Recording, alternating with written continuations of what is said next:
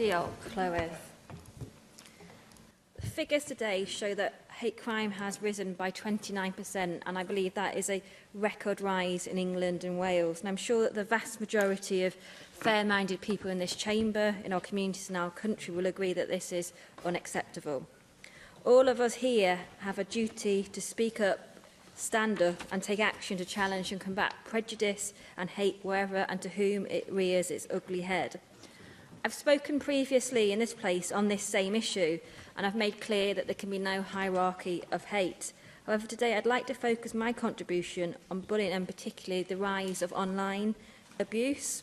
Results from a Stonewall survey in August 2017 showed that 1 in 10 LGBT people have experienced homophobic, biphobic or transphobic abuse or behaviour online directed towards them personally. And this number increases to 1 in 4 trans people that have experienced transphobic abuse or behaviour.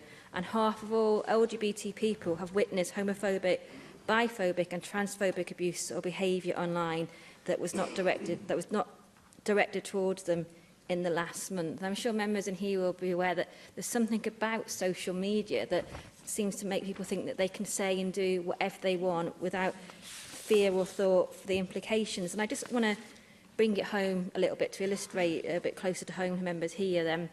I recall in February last year we had an individual members debate to mark LGBT History Month, and as part of that I did some media work around it, and one of the headlines on BBC Politics Online, they ran with Hannah Blythe, "I'm proud to be one of the first openly gay AMs." And whilst the people responding couldn't quite manage to find me to tweet at me, they did, just to give you some things I can repeat in the chamber of what they tweeted back.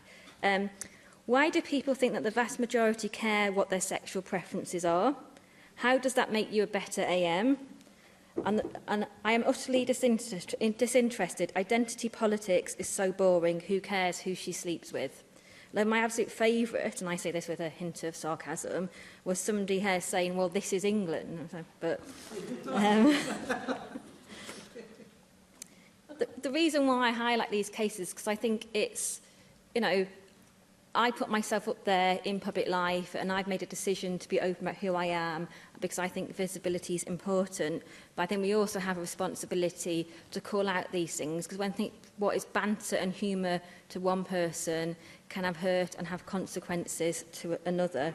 So we need government and public bodies to act swiftly and seriously to deal with incidents of online abuse, keeping individuals informed on the progress and any actions that have been taken. I also think that the global social media players need to take both online hate and abuse more seriously and have more stringent standards and effective measures in place to hold those perpetrators to account.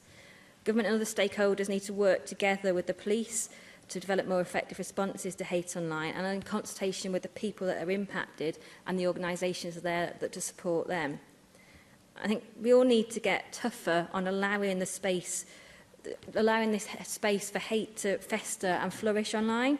We cannot allow the continuation of an area that is allowed to incubate and to also amplify hate, because that online vacuum can then become a platform for people to take those acts, to go offline and create and perpetrate acts of hate.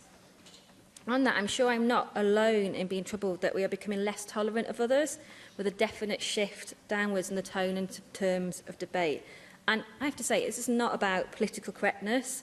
It's about basic respect and consideration of one another as fellow human beings.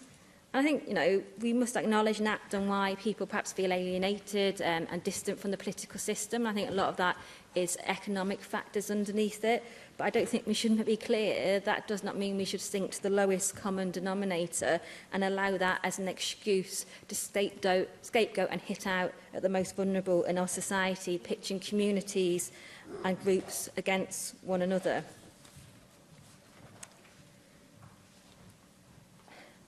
I get the feeling sometimes when we're having some of these debates that there's people that somehow think that progress on legislative equality has tipped the balance the other way. And I think we need to be very clear on this, that equality for me does not mean less rights for someone else.